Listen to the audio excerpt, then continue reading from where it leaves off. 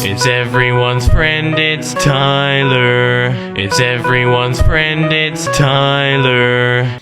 Hey guys, Tyler here. On Twitter and TikTok, a streamer named Johanna has stated that men are the problem in gaming. Now, without further hesitation, let's respond to her original video. She wouldn't last 10 minutes in a COD lobby is not, nor has it ever been, a valid excuse for men to act like pieces of human garbage in gaming. I shouldn't have to play a game where all I say is hi and the whole game is thrown and I'm in hell for the next 40 minutes because men are being emotional about it. That is not normal, and that's not how the old COD days were, because I promise you, as a man, you have never had somebody throw on the basis of your gender. That doesn't happen. You can say it happens.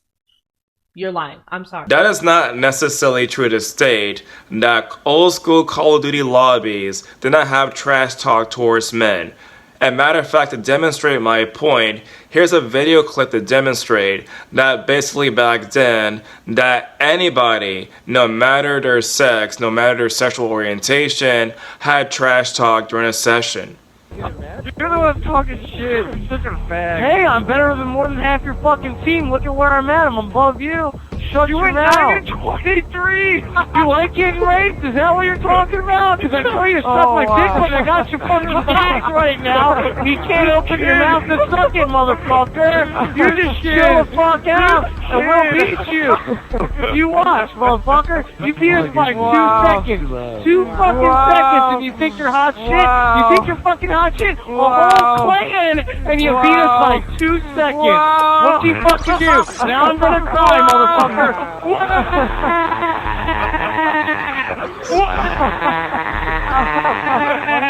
So the question then becomes, from a psychological standpoint, like, why exactly do men and women trash talk online during a gaming session? When it comes down to data, it shows that men on average are much more competitive in comparison to women. In our research, we tested whether women and men differ in these beliefs. They did.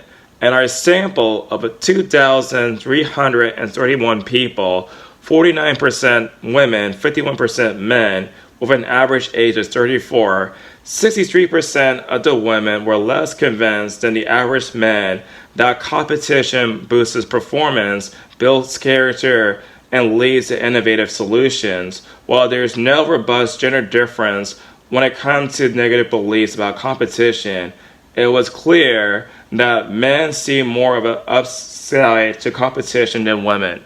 We ultimately found that this difference in beliefs explains some of the gender difference in competitiveness.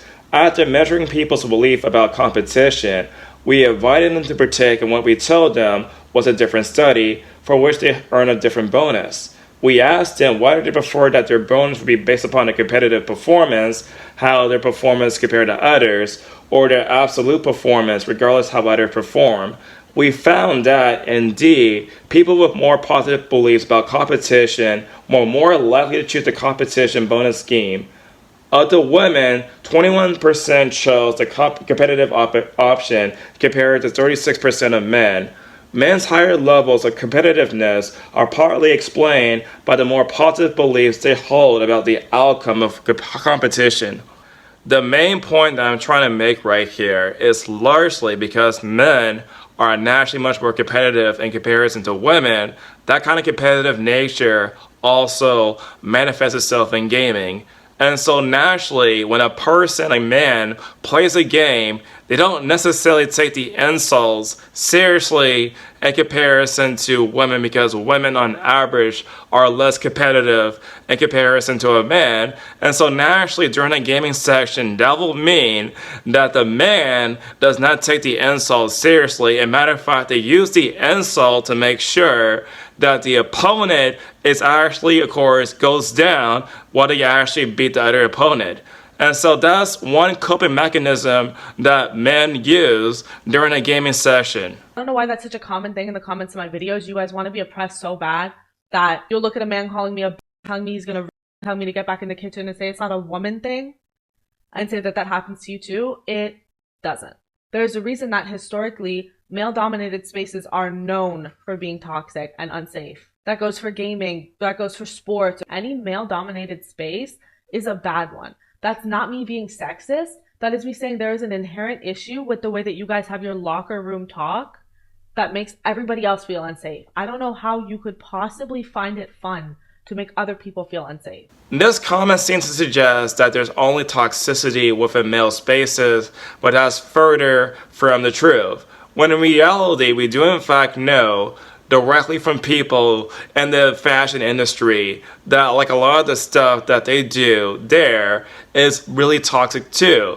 Let's take, for example, the whole entire beauty standard for a woman over there.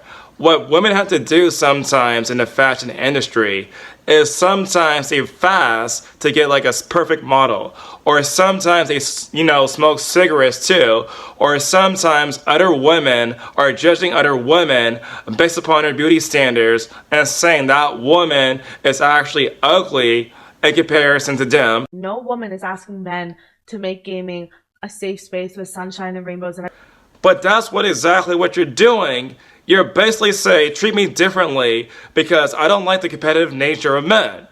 That's the whole entire argumentation. So you're saying because I'm a woman, treat me differently because I don't like it when other men are being competitive online. That's the argumentation. I do not care if you feel targeted by me saying men, or if you feel attacked by me saying men. You are part of the problem. If you feel attacked by that, you're part of the problem.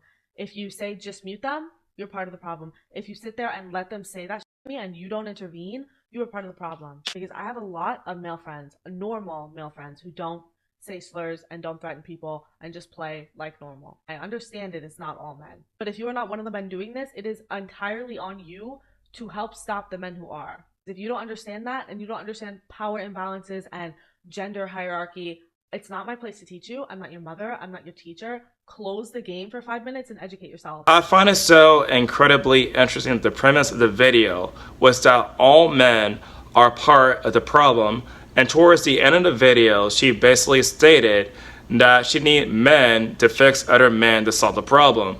So she contradicted her own entire premise right there, because she's saying that everyone is part of the problem, but she acknowledged that there are some men that will actually call out the problem. So what is it? It cannot be two things at the exact same time.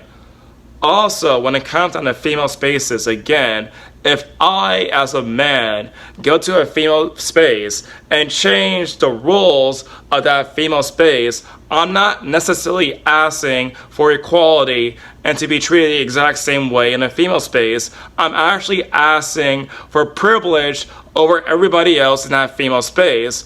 And so basically, by females going to male spaces and changing the rules of male spaces, they're asking for more privilege in return and not equal treatment.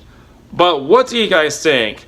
Tell me in the comment section down below. And as always, I'll see you guys in the next video. It's everyone's friend, it's Tyler. He's your only black friend, so he's your best black friend. I won't trade him for another black friend, because black friends are rare, as you should be aware. He smiles like Richard Pryor, so just sit and stare.